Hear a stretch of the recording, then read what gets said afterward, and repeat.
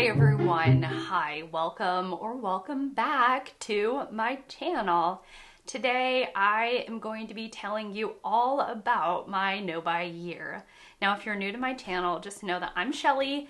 This has historically been a book channel, but I wanted to do a no-buy year. I'll tell you all about it in just a minute. And if you're liking the vibe, please subscribe, stick around. Without any further rambling on, let's go ahead and get into the meat of this video. This is my sweet pup, Harry. He's precious and being very snuggly right now. So I'm going to be talking about the history of no buys in my life. We're going to be talking about categories, rules, a couple of exceptions, and finishing up with my personal why I'm doing this. So in terms of history, I first learned about the no-buy from a content creator, Leena, who is phenomenal. She did a 6-month no-buy and documented it on her channel. And in that video, she talked about another content creator, Hannah Louise Poston. And Hannah has since become my favorite content creator here on YouTube. She's thoughtful, wonderful, and she did a whole no-buy year back in 2018. She's no longer doing no-buy content per se, but she has evolved and you can really see the roots of the no-buy both on her channel and she references it, you know, that kind of thing. I ended up doing a 4 or 5 month no-buy back in, I think 2020. I think it was 2020. And I felt like I learned a good bit about myself. After 4 or 5 months, I felt like I got what I needed out of the no-buy and went back to spending regularly. The thing I remember the most is that I felt like not spending money felt very punishing, and I didn't like that. Maybe I should have kept going back then. You know, I don't really know. But I remember feeling like not buying things for myself felt incredibly punishing. So I also know that I did a no-buy November, I think back in 2022, which kind of backfired on me because I bought a bunch of stuff before that no-buy, then I didn't purchase for an entire month, and then I bought a bunch of stuff after that no-buy. And I don't know if I would have spent that money if I hadn't been on the no-buy. I remember especially spending in December, I spent a ton of money on especially books. You can probably see a bunch of them back there. I spent a ton of money thinking that I deserved it. And this is the treat I deserve for not spending money for 30 days. So that's why I say it backfired. Anyhow, so now it brings us up to 2025. I'm ready. I'm ready for this, and actually not for necessarily financial reasons or for financial health. So we're going to talk about the categories.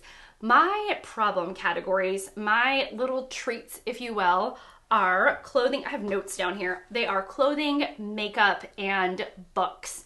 Those are the things that I tend to want to oh my gosh, Harry, stop being playful. Sometimes he's just, do you want to go out? He's gonna go out.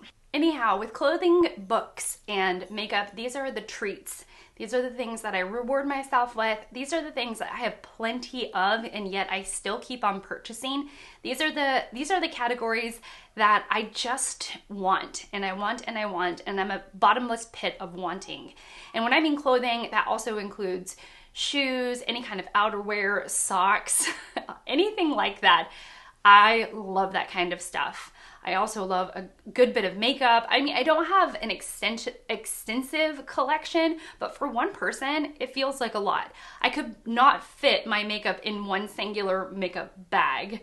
I have a whole little counter of makeup, and I will show that to you if you're interested. And then I have a ton of books. I think I have, I don't know, somewhere around 300 physical unread books on my shelves that I want to read and that I have every intention to getting to, and yet I still purchase more. My rules are these. I'm not allowed to buy any clothing, makeup, or books unless I'm replacing the last of something. So if all of my socks get holes in them and I have not a sock left, then I am not allowed to, then I am allowed to purchase socks, but it is only if all of my socks are completely obliterated. They're completely used up. If I use up all of my concealers, then I am allowed to purchase one concealer. Or if I've used up all of my eyeshadows or blush, then I am allowed to purchase one blush. And then the hardest thing is going to be books, because I have so many unread books that I'm not going to read through all of my books this year, all of my unread books this year. I don't read 300 books in a year, and I'm surely not going to read all of the books behind me. So really, books are the thing that I cannot purchase.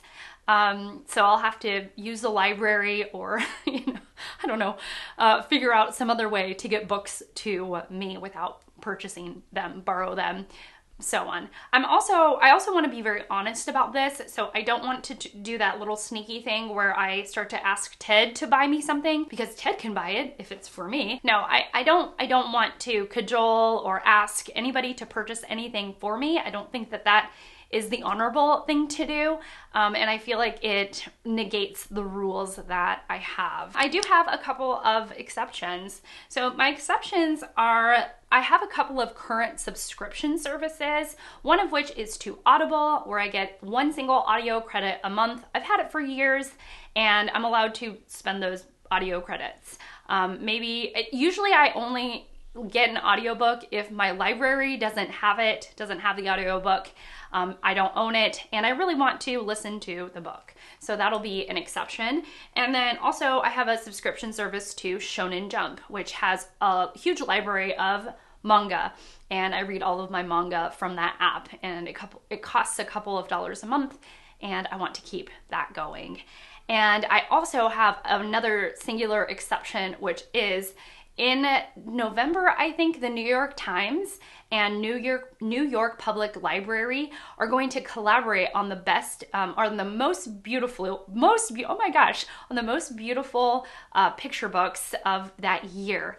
And I get the majority of those books from my library, but I always fill out and need to purchase 1, 2, or 3, just a handful of them that my library doesn't purchase, in order to review that list. I've reviewed that list. I've done 2019, 2021. There wasn't one in 2020, 2022, 23, and 24. So I've done it 5 years. I've done 5 years of this list, and I want to continue to do that. And it's really important to me to be able to do that. So I will be purchasing those books. Wow, we're really getting in the weeds. Okay, so those are my 3 exceptions. And then we'll get into the why.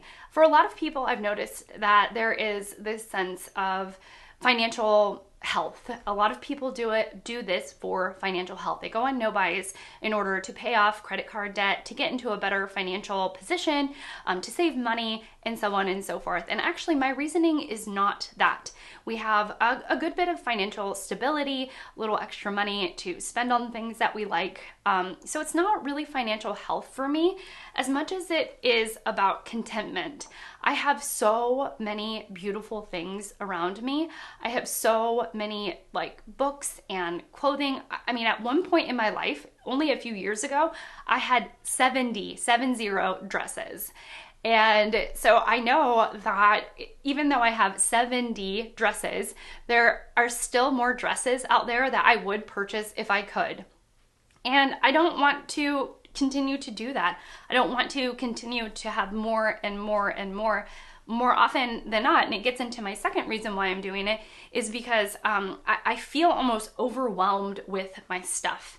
And I feel almost like I'm floating away and being crushed by my items. And it's not an overwhelming feeling, but it's almost like I can't catalog everything I own in my mind because I own too much of it. And I don't like that, I really want to be able to say that I've worn all the clothes in my wardrobe. I really want to be able to say that I know of every shoe that I own. And I don't know if I could actually do that. I don't know if I could sit down and make a list and it accurately represent all of the shoes that I own. I definitely couldn't do it for books. I don't even know if I could do it for makeup. I just have a lot of it. And so I noticed that I have this feeling of not being grounded. It's something that I struggle with already, to not be grounded. I'm an extremely imaginative person. I'm very creative. And so I tend to sort of float away on this journey of magic in my own mind. And I think that purchasing things feeds into that, lack of being grounded, this floaty, wispy feeling that I tend to indulge in. And I don't want to do that anymore. I want to say, I want to be if instead of going shopping for new dresses, I organize my closet. Instead of shopping online for books that I want to purchase, why not just look or reorganize the books that I have? That kind of thing. So, and then the last thing is actually a thing about focus, and I don't know, maybe selfishness. So if I go to the store, this happens to me. Sometimes I'm like, oh, we need to buy my children X. We need to buy for the kitchen a whisk, right? So I go to the store thinking, okay, I need to buy a whisk, but then I'll end up throwing myself a bone, giving myself a treat, and walking down the makeup aisle, or perusing the books that are being sold, or looking at, the t-shirts that are also for sale. Like, I'm always trying to give myself that treat, and I tend to lack focus. I will go into the store intending to buy a whisk, and I walk out without the whisk, but with five other items. And it's funny too, because I would rather, I go in thinking I'm going to buy a whisk, and I mean to buy a whisk, and then all of a sudden I'm just meandering around and I leave the store without the whisk. I don't know. It seems like, again, it's like I'm in the store or I'm shopping online and I use it as a way to indulge my imagination, and then all of a sudden I'm floating away and I'm totally not focused on what I'm actually supposed to be doing. And the crazy thing is that especially for the whisk or any kind of kitchen item, is that I will use the kitchen item 15 times more than whatever item I just purchased, whether it be an eyeliner, a blush, a t-shirt. I guarantee you the thing that will get the most use is the actual item itself, like the item that I was intending to purchase. And yet I tend to let myself get distracted with all of the new and shiny things that I would want to buy. And then I lack focus, and I end up maybe purchasing stuff for me, or just get totally distracted.